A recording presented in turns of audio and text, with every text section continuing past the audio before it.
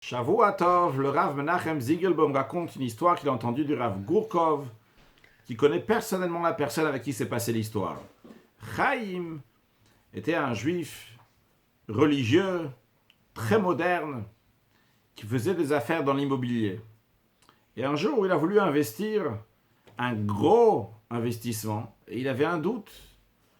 Est-ce que ça vaut le coup, ou bien il risque de perdre une grande somme?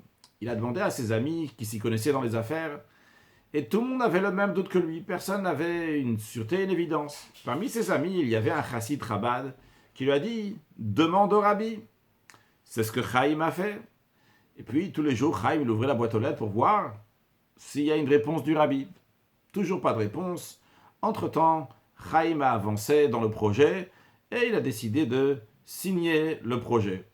Il a signé, Baruch Hashem, les fruits ont commencé à venir, ça allait dans le bon sens, la réussite était sur la route. Et c'est à ce moment-là qu'un jour, lorsqu'il ouvre la boîte aux lettres, il voit une lettre du rabbi. Il s'est dit, tiens, ce rabbi, il a entendu que j'ai réussi, et maintenant il m'envoie une lettre. Où est-ce qu'il était lorsque j'avais besoin de ses conseils? Bon, il n'a pas regardé la lettre. Il a mis quelque part dans son bureau, dans un tiroir. Entre-temps, sa secrétaire a amené d'autres choses sur la table et il a commencé à s'occuper d'autres choses. Et il a oublié cette lettre. Le temps est passé. Et la fille de Chaim a grandi. C'est arrivé l'âge de mariage. Elle a rencontré un jeune homme, un bon garçon, qui étudie la Torah, qui fait les mitzvot, qui est religieux. Elle l'a rencontré, elle était au collège, elle était au collège à la fac, et elle l'a rencontré. Bon, tout allait bien, et ils ont décidé de se marier, vu que les deux se convenaient tout à fait. Et voilà que la fille de Chaim dit à son papa, voilà, j'ai rencontré tel et tel garçon, et on va se marier. Et le papa, il demande des détails, et il s'avère que c'est un séfarade, et Chaim, c'est un ashkénaze. Chaim a dit, il est hors de question, moi, famille ashkénaze, on se marie avec des ashkénazim, et lui, c'est une famille séfarade de longue date, hors de question, on ne se marie pas avec une famille séfarade. Et la fille, elle dit à son père, mais on a vraiment convient, c'est très très bien. Le père dit, je ne veux rien entendre.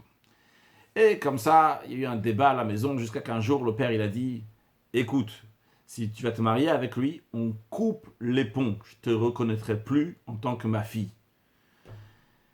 La fille ne savait pas quoi faire, elle aime son père, elle ne veut pas le vexer, mais d'un autre côté, elle est convaincue que c'est avec ce garçon-là qu'elle pourra fonder un foyer juif comme il se doit. Et le père continue à aller au travail, mais toute la journée, vraiment, il est nerveux, il n'arrive pas à manger, il ne dort pas bien, il n'y a rien qui va comme ça. Bon, un jour, il rentre dans son bureau, et comme ça, en touchant un peu tout ce qui se passe dans le bureau, il voit la lettre du rabbi. Cette lettre-là lui avait été envoyée il y a 21 ans. 21 ans, c'est dans les années environ 75, 76, quelque chose comme ça.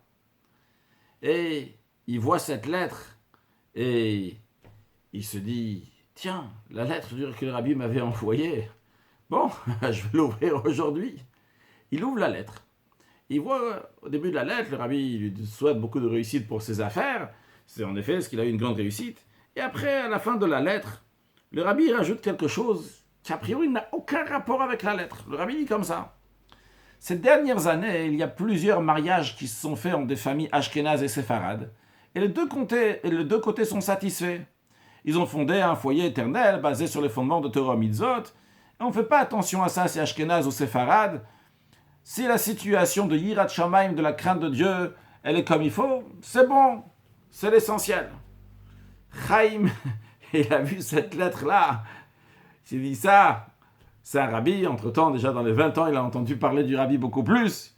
Si le rabbi, il m'a écrit ça il y a 20 ans, il savait qu'il allait avoir cette situation qui allait arriver, et il ne voulait pas que dans ma famille, il va y avoir une rupture comme ça entre moi et ma fille. Le rabbi m'a écrit cette lettre, il me dit que tout ira bien. C'est le rabbi, il a pensé comme ça déjà il y a 21 ans. C'est sûr et certain que ma fille peut se marier avec ce garçon-là.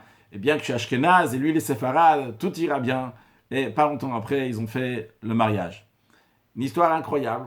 On voit comment le rabbi, il a écrit donc une lettre dans les années environ 75 pour répondre à quelqu'un après Gimel Tammuz, après le 3 Tammuz 1994, le jour que le rabbi nous a quittés physiquement. Le rabbi a déjà prévu ce qui allait arriver à ce juif individuel et lui a dit que tout ira bien, même si sa fille elle va se marier avec un séfarade. Alors, chacun peut en tirer des enseignements. Qu'est-ce qu'on peut en tirer comme leçon de cela? Mais une des leçons qu'on peut en tirer de cela, c'est que le rabbi a prévu les choses. Le rabbi sait ce qui va arriver. Dieu lui transmet ses messages. Et le rabbi nous a dit qu'il faut se préparer pour accueillir Mashiach. Comment se préparer avec des actes de bonté, de bienfaisance. Des fois, on a l'impression que ça avance pas exactement comme ça. Mais lorsque le rabbi dit, eh bien c'est comme ça que ça va arriver. Le rabbi souhaite que du bonheur pour la génération. Et c'est pas juste un souhait, mais c'est en tant qu'il y a une évidence que notre génération exceptionnelle, extraordinaire, et que nous tous, avec une excellente santé, nous allons accueillir Mashiach très prochainement. Shavua Tov.